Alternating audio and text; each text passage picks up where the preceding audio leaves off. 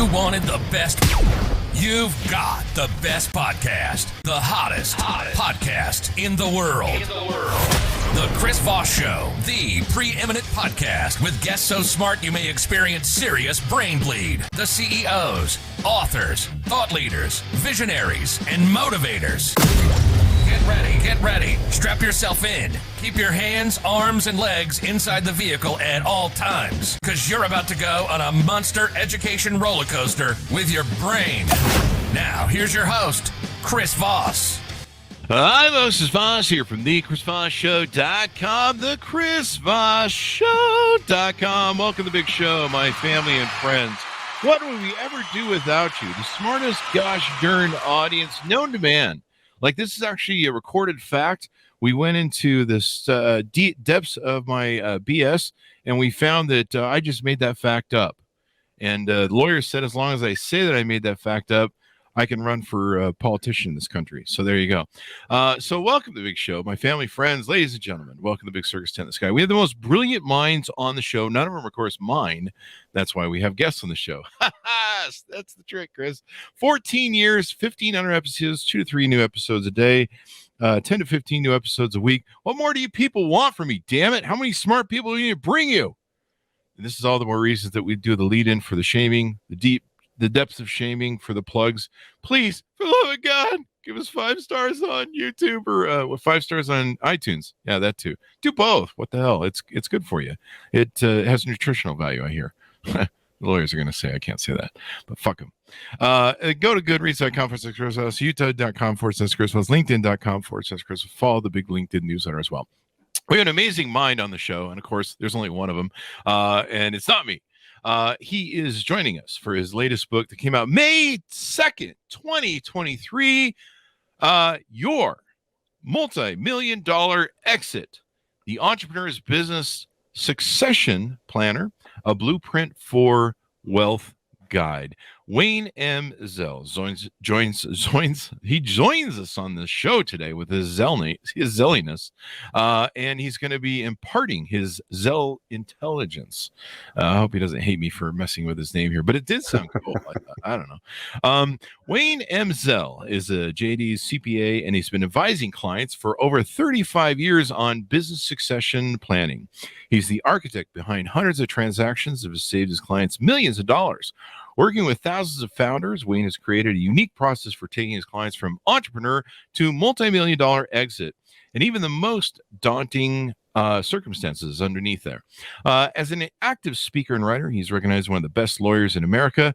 You screw with him, he might sue you. I'm just kidding. His lawyers, or his clients, include a wide range of entrepreneurs, institutions, high net worth individuals, technology companies, real estate developers, government contractors, nonprofit, and now he's reached the pinnacle of his success. He's sitting on the Chris Voss Show. Welcome to the show, Wayne. How are you? Thanks for having me on the show, Chris. It's my brain is bleeding. There you go. Well, we're going to do we got a whole hour. So, Awesome. just keep a tissue up to the ear so that the blood, it looks bad on camera. So welcome to the show, sir. Give us your .com so people can find you on the interwebs. We've got 3. One is Wayne Zell, ZELL.com. That's the author's site. Mm-hmm. One is Zell Law, ZELLLAW.com. And the third website is our new one, AspireToExit.com, which is our business exit planning site. Mm-hmm.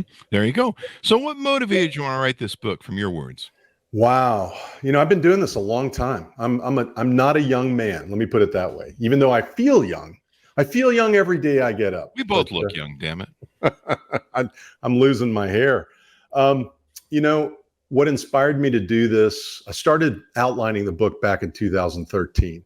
And then I re-outlined it in 2016 and 17. I was just too busy. I never got around to it.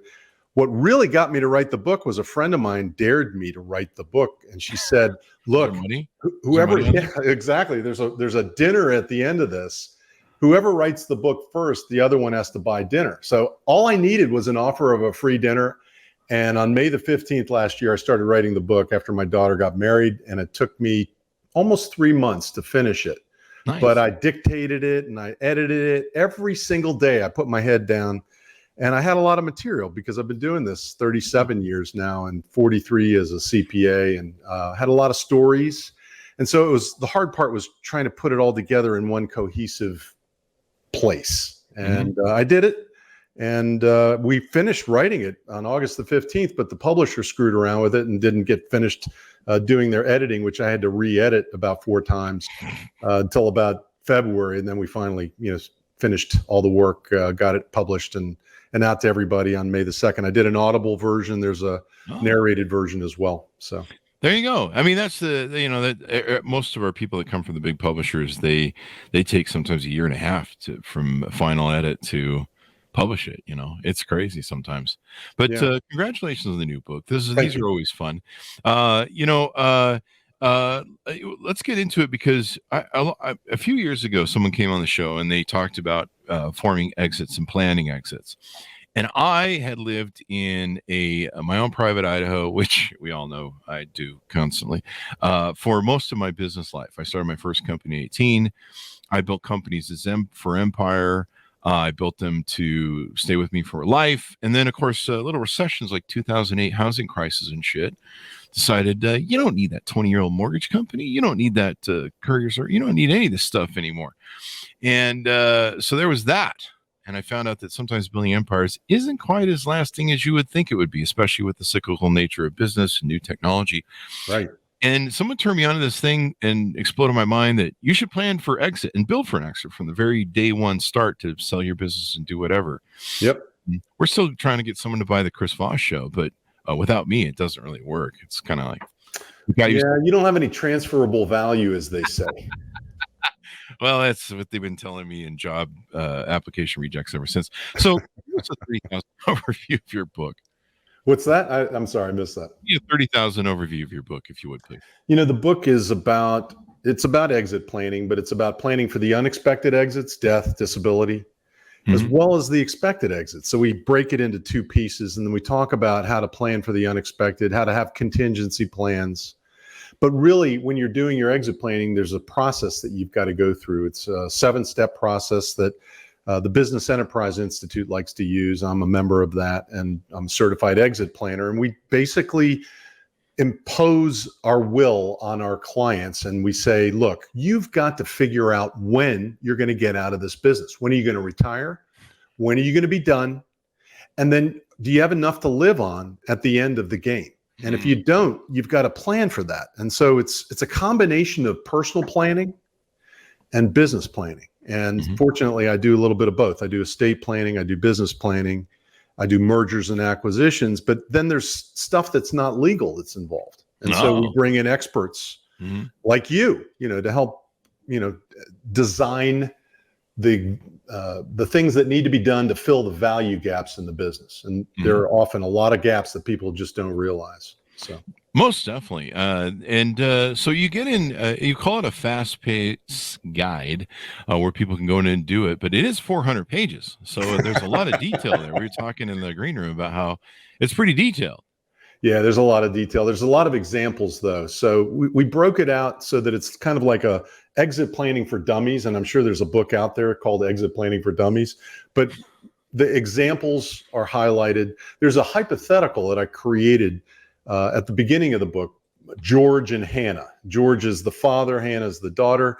And we basically take it through every aspect of the book, how to value the business, how to pick the right exit strategy for your business. So each chapter, each segment of each chapter has the hypothetical, and then we have examples that illustrate different topics all the way through the book. We've got a glossary in the book so people don't get freaked out by all the technical terms that we're using. And then there are deep dives. Dive. If you want to read some more about an obscure or technical topic like self-canceling installment notes, you can read about it or you can skip over it. So wow. Yeah, that sounds pretty intensive. I don't even know what those are. And I've been running companies for a long damn time. Book an appointment and we'll talk to you about that. That, or we can read the book too. So yeah, do both. Pretty good. It's pretty good. There you go. All right, we got to get a plug in for the book there. So the book is a guide. Is it fast paced? I don't know. That may be a misnomer. Maybe I'll get sued for that one. I don't know. I don't know, man. Because it's pretty deep. It's a deep dive. It depends on, if I loved reading books on Audible. So that's how I consume most of my stuff. And I try and do 100 plus books a year. Yep. And so, you can turn it up to 2.5 if you want. That's kind of fast paced. So you'll be fine. I think that will get you out of any legal jams. And if you do it on Audible, there's a whole resource section on the website, on the author's site, Oh, where really? you can just download all the charts and all the calculations and the diagrams that you can't otherwise see. Which that's part of the value of the book, is the visual aspect of it. But I do the same. I listen to a lot of Audible books, nonfiction, fiction, and I consume that. It's how I walk around the lake or work out or whatever. It's really a good Audible book. I narrated it, so it's not terribly boring because I know the topic.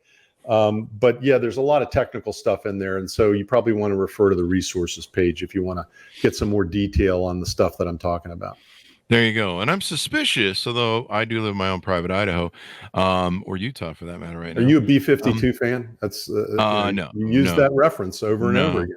I did watch a rock lobster video that showed up on my TikTok the other day. So I was like, holy shit. How much drugs are they on? But I'm a Metallica fan. We all know about drugs. There you go. I'm going to see Alter Bridge tonight. So yeah. I just love the reference because I'm close to Idaho and I met those people. I'm just kidding. Idaho people are nice. I'm actually referring to some politics, I think. But so let's get into this. Let's start like it was before I segued 5 times. I talked about how are a lot of entrepreneurs like me. They were living their own private Idaho about building a business designed to give yourself an exit and a sell. I've been working with entrepreneurs, thousands of entrepreneurs over my career, and no one starts thinking about the exit until they're close to the exit. And then sometimes it's a little too late. I'll give you an example. I had a guy, he sold a roofing company last year, and he got a good price for it. So I'm not belittling it, but had he done a little bit more work up front ahead of time, planning for the transaction, planning for the exit, he would probably have saved himself a lot of time, a lot of headache, a lot of hassle, and maybe even generated a higher price on the sale.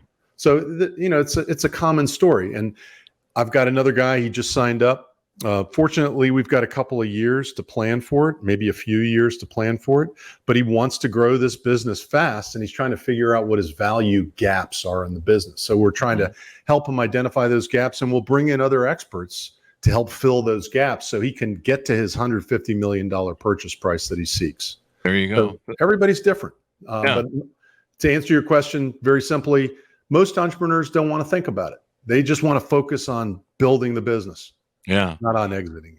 And sometimes you're kind of like, I don't know if this is going to work. I don't know if this is going to work out. I know that some important things, there's foundational stuff that's really important. And this is why entrepreneurs should really tune in this, like the formation of what company style you choose, whether it's a sole proprietorship, LLC, C Corp, S Corp, blah, blah, blah, blah. I think there's 50 million variations these days. And that's important in handing over or selling that property, right? Very important. Which one you choose. If you want to save money in the end, you've got to figure out the right structure for yourself. And, everybody likes talking about, hey, my accountant told me if I use an S corporation, I can avoid self-employment tax. It's a story that you hear over and over again, but it depends. It always depends. It always depends. So as a tax guy, which is how I started my career as a CPA, and then as a lawyer, I'm a tax attorney, you really become sensitive to the tax issues on the exit.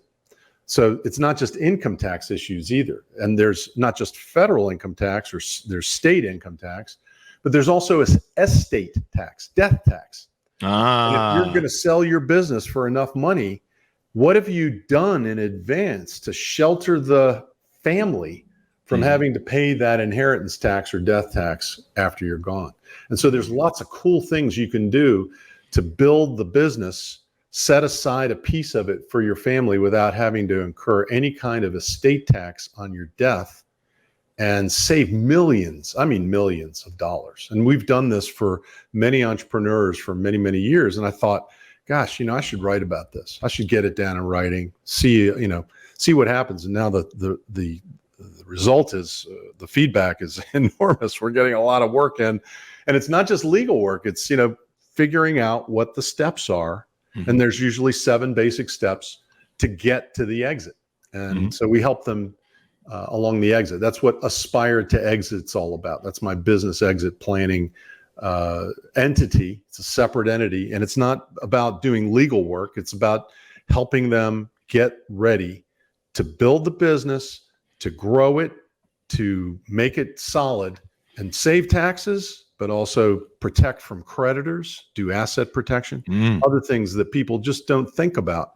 And it's combining a little bit of estate planning concepts with the business planning that everybody's familiar with. Definitely. So you got some great tidbits in here. Uncover the legal and business secrets lawyers and investment bankers use to gain the upper hand in negotiations and drafting their transaction documents. That sounds like a great thing to know about. Yeah, investment bankers have one thing that they want to achieve, and that is sell the business. Now, they're going to try, if they're representing you as the seller, they're going to try to negotiate on your behalf the best way possible. But they're not always familiar with your personal circumstances.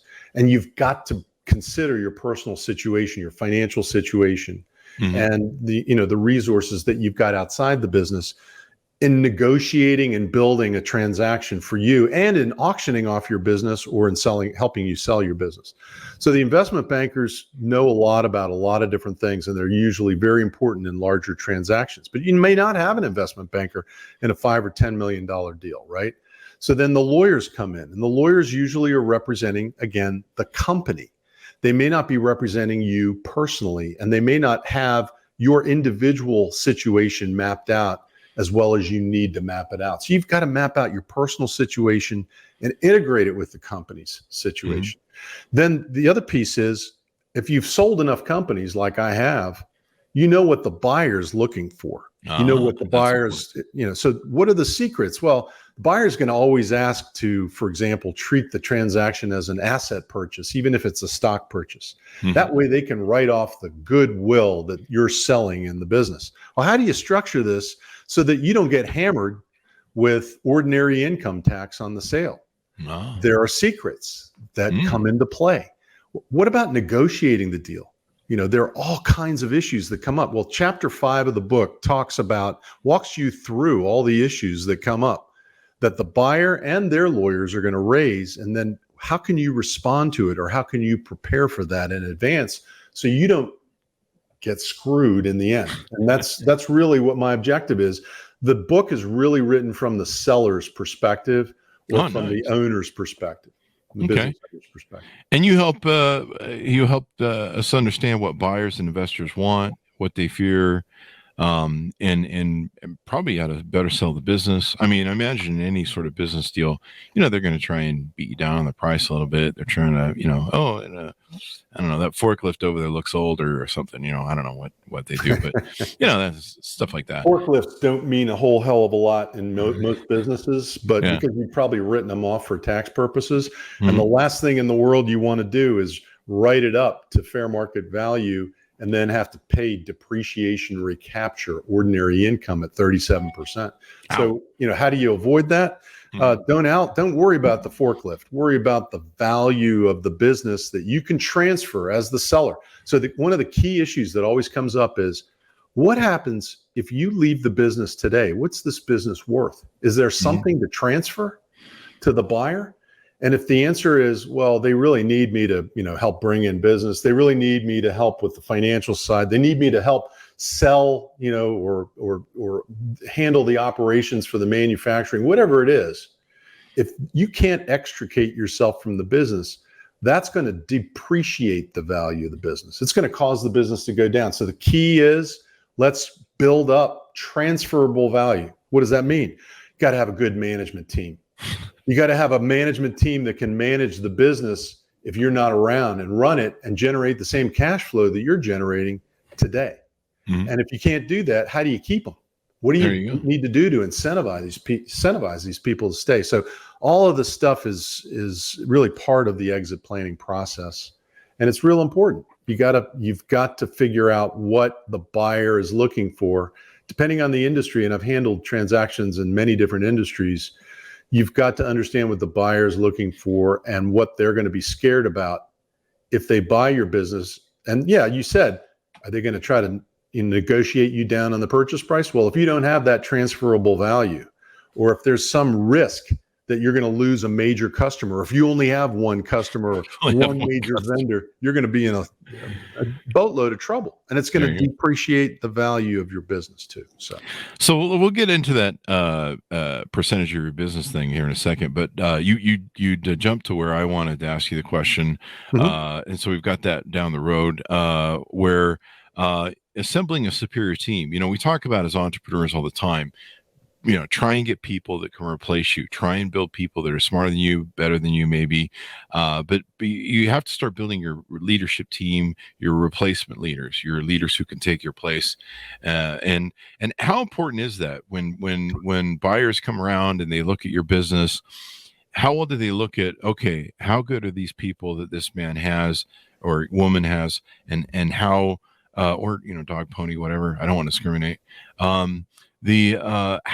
good are these people that they can take over if we give Joe some money and Joe hits the road, and how well they can run the business? Do they look at the quality of their resumes, maybe their experience level, or just maybe length of time at the company? Or it's a combination of factors. It may not be, some of these people may not have been with the company very long, because you may have assembled your management team fairly close in time to the time when you're going to sell. But the key is, do you have all the disciplines that are needed to run the various pieces of the business? Do you have a good operations person who knows how to get projects done on time and make a profit?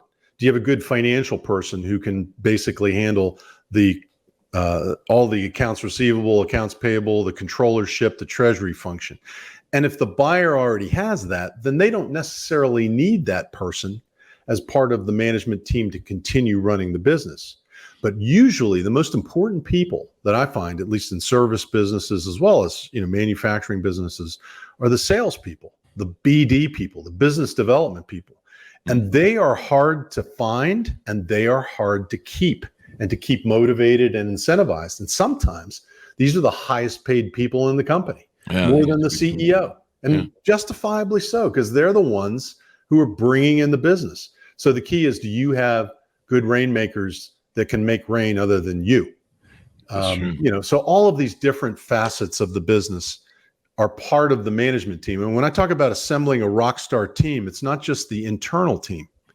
It's assembling an external team to help you get to the exit. So you need a good CPA. Okay, that's right.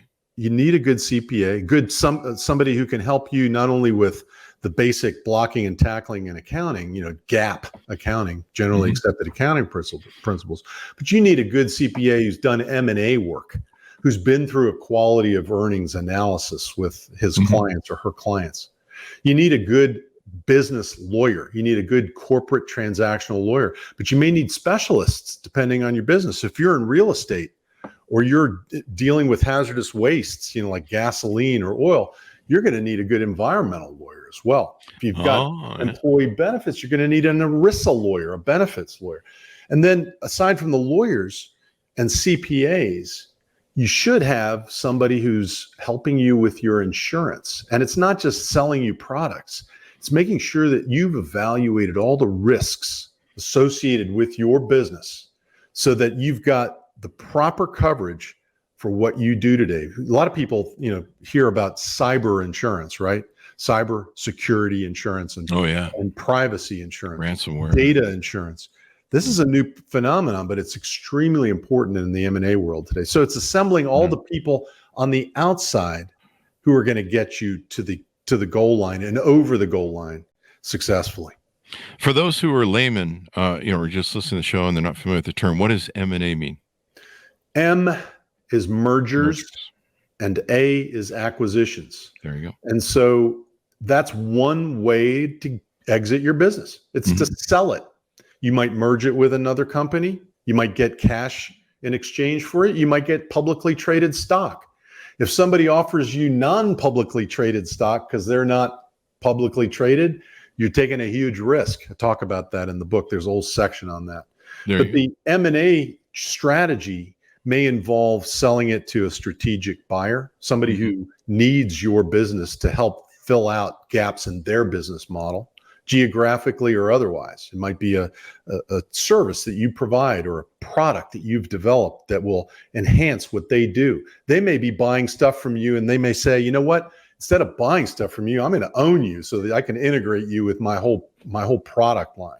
So it's M&A to a strategic buyer, to a private equity buyer, somebody that has put together investors, institutional investors, high net worth investors that have put money into a fund, and they're out there buying businesses in a particular industry and rolling them up under an umbrella that might be specifically designated for a specific industry. Like there's a big roll up going on of roofing companies around the country. Oh, really? And there are several companies that are engaging in this. And then all of that is backed by private equity money, believe it or not, you know? So and there's registered investment advisors, financial advisors. Private equity is out there looking for people that provide financial advice to you and me, and they make a lot of money doing that. And they're buying these companies at extremely high multiples of their earnings. Wow. And so the values are incredible.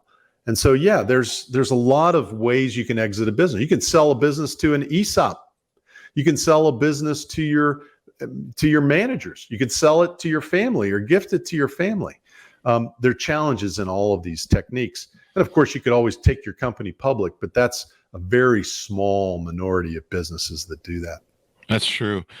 So, you know, how long, you know, I can hear someone probably in the audience going, you know, since a lot of entrepreneurs don't think about this sort of thing, what's the average time from starting a company to having the possibility of possibly exiting it? I mean, you've probably seen all sorts of variations. Is there an average maybe that you've seen? That I don't think there's an average. I think it depends on your industry, depends on what you do.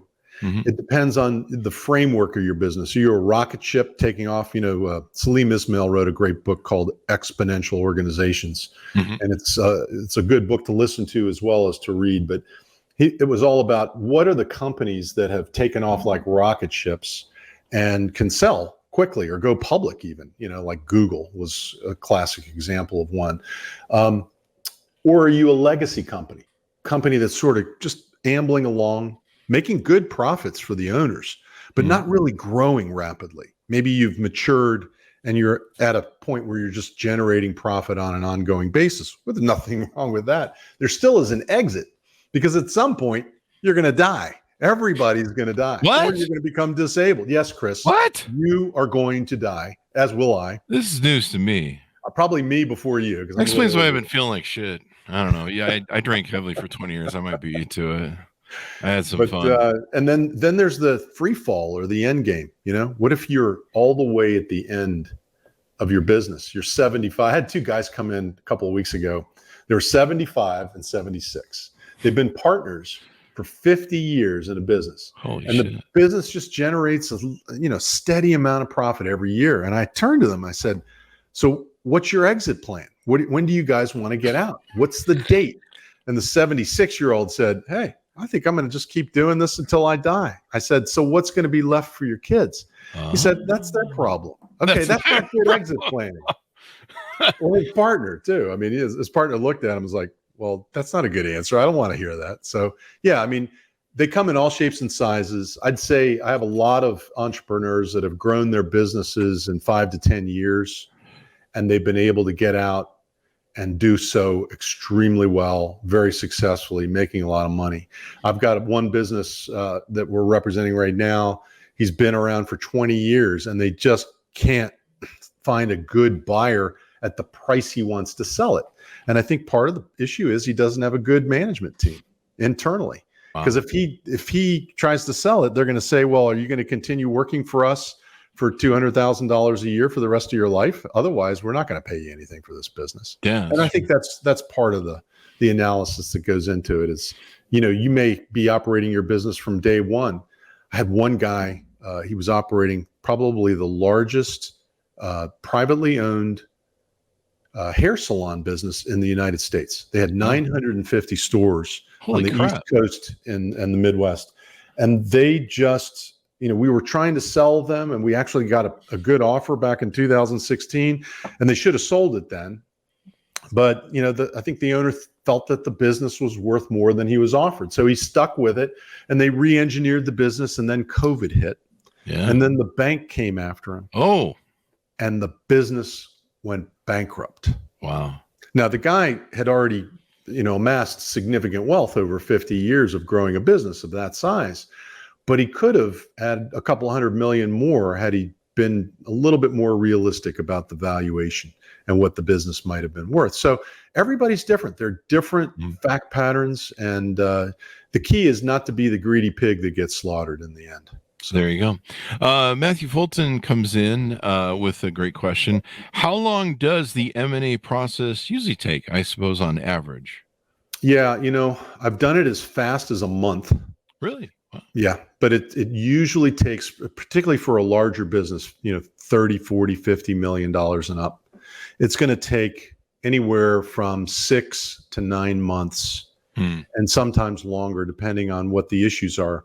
What the buyer comes in and does what's called due diligence on your business, and they ask for everything, including your marriage certificate, and they want to see everything from day one. They're not getting mine because I'm single.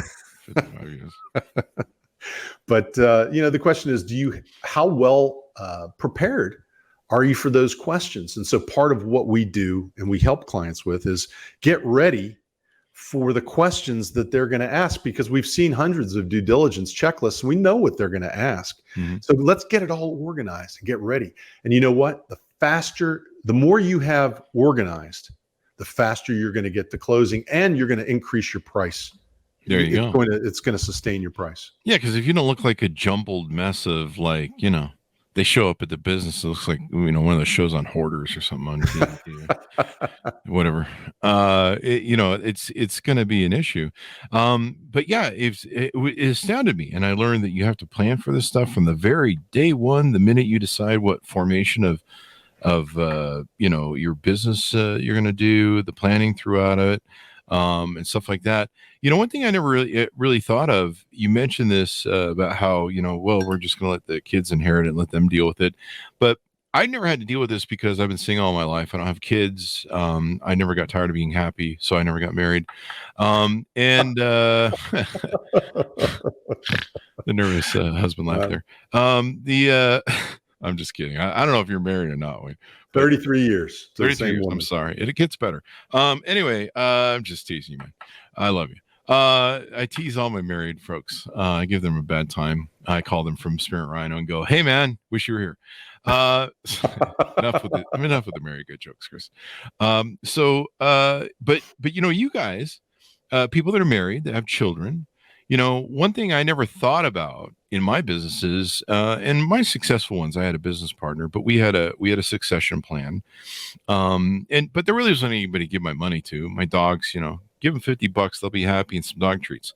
But people have families like yours that are married. You guys got to think about stuff like life insurance. If you're the proponent, especially in the early days of building your business, you really got to plan as you build that business. Maybe you're not going to be merger and acquisition out, but maybe, you get hit by a bus one day, and you've got a plan so that maybe somebody could step in and take over that business.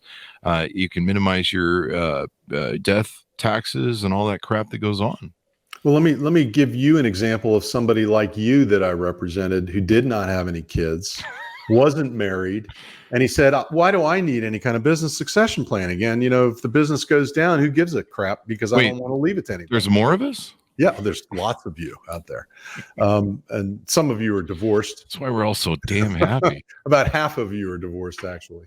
But, what do you do? I mean, if you care about your employees, which a lot of my clients really do, then you will have to think about getting life insurance, key employee insurance, for example. Oh, yeah, that too. How do we hire somebody to come in and run the business if my employees can't do it themselves? They're good at what they do, but they can't run the day-to-day stuff that I do, right? So what are we going to do about that? How are we going to keep it going for the employees? And then there is an exit at the end, because we're just not going to give it to the employees, or maybe we will, because I've seen people do that, where they turn the keys over to their employees if they don't have anybody that they really care about? Well, they care about their employees and they want them to have gainful employment going forward. Yeah. So, the question is, what is your plan? Everybody's different. And even if you don't have any kids, and even if you don't have a spouse, you could give your money to charity. But if there's nothing to give, if you're charitably inclined, you give it to charity.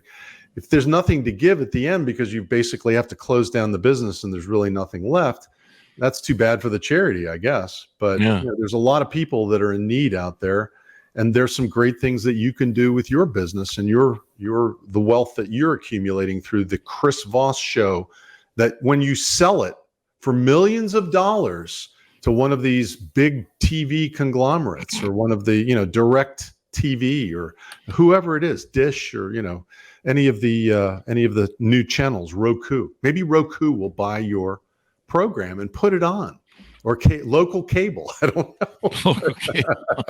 You're going down on me, man. You're not going up the food chain. You're just I'm kidding. Some guy on his couch in his basement at this point. No, I would imagine too that like it just occurred to me, like I love my mom. I want to give the financial benefits of my company to my mom, but God bless her, she wouldn't have any idea to run it. No, like, so you need a management succession plan, a business succession plan. Somehow with the financial benefits, going to keep her. the business going for her benefit.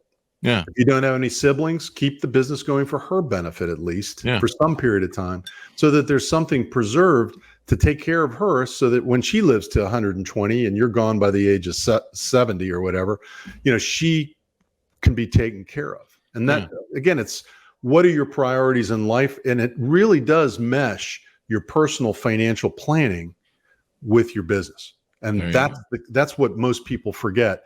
The business owner thinks, this is my business, this is my personal life, never the two shall meet. And that's the exact opposite of business exit planning. It's bringing the two together to make sure that whatever your goals are, you can meet them and enhance the business value to achieve whatever your goals are. So there you go. And I imagine there's a variation on that. Me and my business partner back in the day, I think 1993 when we formed our first company. I think the first one was 2. And he had a wacky girlfriend, like wacky dacky, one of these people. And I'm not talking about women in general. Just there are some people, men or women, that everything that they think of is the worst idea ever. Sorry, I shouldn't have put that to you when you were drinking. I was drinking. I didn't mean to do that on purpose. That's I know some people like that too. Yeah, wacky dacky. I'm going to make that a term. And so, they would come to you with good ideas, and whatever they would tell you, they'd be like, hey, I got a really good idea. And you're like, yeah, what is it? And then they would tell you, and you go, I'm going to do the opposite of whatever that idea is. And like, literally, she was like opposite land girl. And she was nuttier than a nut farm. God bless her. She was a good person and had a great personality. But that was about it. So I was really concerned that he was going to marry her. And then I went in, I think Pepsi had this problem. Maybe it was in a movie I watched or something. The brain's faded in the old age. It's the Alzheimer's kicking in. But, I think Pepsi or there's probably some large conglomerates that have had some guy die, and his wife comes in who has no idea how to run a business, and she just comes in and starts mucking everything up. And Los Angeles Lakers. Okay, there you go. And so I wanted that prevented. No, we didn't consult with lawyers. We just put it in the bylaws or the corporation crap and all that stuff. That basically, if either of us got married, we had to have a prenup that the other partner had to sign off on, that made sure that the assets of the company would transfer to each other instead of their wife and control. And I don't know if what we worked out for finances, but that was a big deal for me. And it should have been for him. Cause I'm like, dude, if I get married to some crazy girl, do you want to be stuck in a 51-49 partnership with her? Probably not. Well, prenups aren't enforceable in all 50 states in the district. That's true. So, that's one issue, but you can handle this issue using a buy-sell agreement or an operating agreement that's well drafted. And so this comes up all the time. Most people who are partners in a business, let's say just thinking of you and your partner, he loved his girlfriend. Maybe they would get married, maybe they wouldn't. It doesn't really matter. Maybe he leaves the business to her. what you do is you'll always have the right. You should always build in the right to purchase the business from her, so that, she gets something out of this, some value, some assets that she can liquidate and live on, and you get the business. Yeah. And that's, in a 50-50 partnership, or in a 60-40 or whatever, or if you have 3 or 4 partners. I had a call with a company that does, they do litigation support for big law firms, and they have 4 owners. So, and each of them owns 25%. And we went through this whole thing. And so the main question that came up was, well, what if I get divorced? And all 4 of them are married. And I said, let's build in a provision in the agreement that says the spouse has to consent to this agreement. First of all, they got to sign off on it. Number 1. Number 2, if you get divorced, they get no ownership of your interest, but they can get purchased. They can get the interest purchased. And this is where sometimes life insurance does come in, so that there's money that can be paid to your partner to purchase your interest, so that he's not having to pay out, big sums of money. The money to buy him out. So insurance does have benefits. I don't sell it, but it has benefits that are really important in these contexts in order to facilitate. Does life insurance cover if you want to choke your partner sometimes? No, there's something called the Slayer statute that applies in a lot of states. Slayer statute. Note to self: don't kill partner.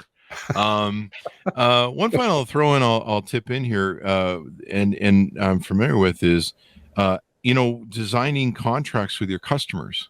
And of course, the variation of the customer base. You alluded to that earlier when you said, if you have one major customer and 90% of your business comes from that, you're going to have value goes like this to a third party. Really? Wow. Oh, yeah.